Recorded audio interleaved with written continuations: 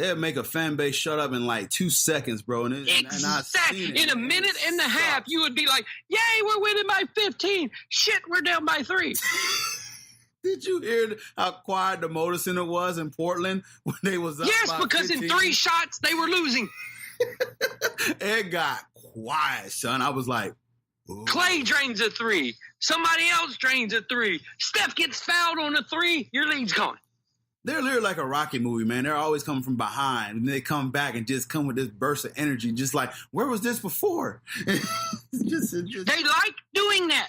I think, because literally, I think they like doing it is because they know it drains people. Yeah. Like, they know that, hey, when they do this run, if we come back and kick them square in the nuts, we own them. And you see it every single game they do it. Every time they do it, it's the same thing. Get down, kick them in the nuts, crowd's gone, we win. They do it every single time. Every single time. They are the scariest basketball team in doing that I've ever seen. Yeah. The only other time I've seen it that scary is when the Bulls were playing the Blazers. It was a closeout game 6 in the night. I want to say the second championship. So maybe 92. I think it was 92.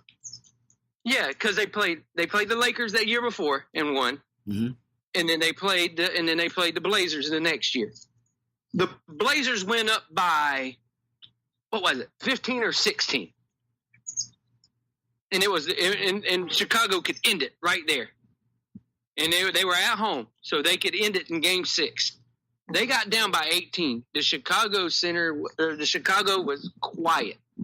Mike got put on the bench. The Bulls went on that little run and got it to within 5, I think. Huge run. The place was rocking. And then the Blazers went back up. Mike came back into the game and completely took over and kicked the Blazers in the nuts. And I'm like, that's the only thing you can compare it to, man, is when just players get on that certain run and they kick the other team. I'm like, oh my God. It's fun to watch, but you feel so sorry for the other people. I just feel sorry because we went at the Blazers twice, man.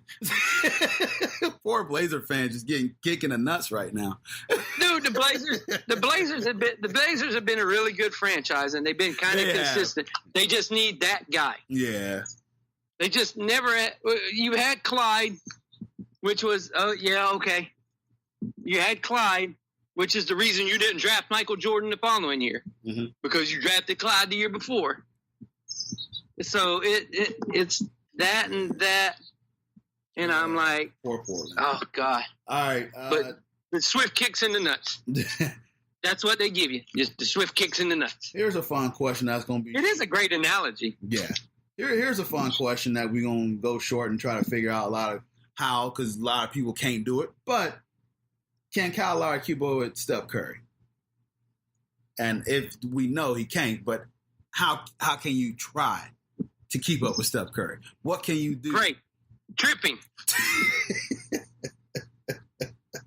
It has been a cakewalk for Curry, or not Curry, for Lowry so far. He had to go against DJ Augustine, JJ Redick, and Eric Bledsoe. Oh, now you get Steph Curry. Now you get a completely different animal. Without Durant, by the way, which, like Kevin just said at the beginning of the podcast, more motion, more pick and roll plays. He's moving a lot more. Kyle Lowry's physical, but Steph Curry is just going. He moves around, and I believe that, like Kevin mentioned about Danny Green being a really superb defender, needs to get a stab at him too. But then what you do about Klay Thompson? So it's such a mismatch nightmare with Golden State. They're insane. They're a really good, well-rounded team that you got to be extra careful about. And the bad part is who's going to guard who. Who you going to put Kawhi on? I know if Durant comes back during the series, you're putting him on Durant. Yeah. But who's he guarding with no Durant out there? Yeah. Are you going to put him on Draymond? Are you going to put him on? Are you going to put him on one of the guys that are just going to be role players? Mm-hmm. What are you going to do? Are you going to put him on Iggy? It's just you put him on any of those guys, the other two guys are still going to go off because they're going to have the mismatch. Yeah, and we always know the Warriors are all about picking who's got the mismatch. That's how they do it, man. They run it that way exactly. So. All right, Kevin, X factor for both teams. Tell me who you got. I got Looney for Golden State. If he can continue his good play and he's still going to get those minutes, then he's going to be my X factor. And then if Van Fleet can keep hitting shots for Toronto, then he's going to be my X factor for them. But he's got to keep doing it. All right, so my X factors. For the Raptors, it's going to be Danny Green. He's got to get out this funk because now, they're going to be focused on, obviously, Kawhi. Especially Durant coming back, too. It's just going to be that tough of a matchup against him. And then I agree with you on Kevin Looney. Rebounds the key against the front line of Leonard, Gasol, Ibaka, and Siakam. 5 of those Raptor players who snag at least one offensive rebound. But on the flip side, him and Draymond, they grab 2 offensive rebounds a game in the playoffs. So offensive rebound is the key because if you watch Toronto, that's how they got a lot up against Milwaukee and Philadelphia. They rebound the ball great on the offensive side of the ball. And so with the Warriors going a little bit small, he caused a little issue for us. So that's why I say it's gonna be great to have. I know DeMarcus Cousins, they say he's questionable for the night's game or tomorrow's game. So we'll see how that works out there. So. Yeah. Prediction. You want my prediction? What you got? Let's see. My prediction for the finals, I'm going to go with Golden State, and I'm going to say 6 games. This won't be a cakewalk. No, it won't. I don't know what to expect if KD doesn't play. It just increased the chance of Toronto pulling up an upset. I think we'll go 7 games. Golden State will win it. But it will not surprise me if Toronto shocks the world. When do you think Kevin Durant comes back? I tell you what, if Golden State able to still win in Toronto, they'll hold them to about game 3 or game 4. Yeah, if it's 1-1, I see him play him in game 3. Yeah. If it's 1-1. If it's 2-0, if Golden State somehow wins both games in Toronto, he's not coming back in game 3. No. He may not come back at all in that series if they go up 2-0. Yeah. If they go up 2-0, you may not see him. If they go up 2-0 and Toronto wins game 3, you'll see him in game 4. Yeah. Because then they'll get a little worried. But if they go up 2-0 and they go to Golden State and then they win again, you probably won't see Durant the whole series. No. Which I don't know why. He's going to leave, apparently. Play the shit out of it. Oh, man. Yep. Hey. So, break his ass. Break him.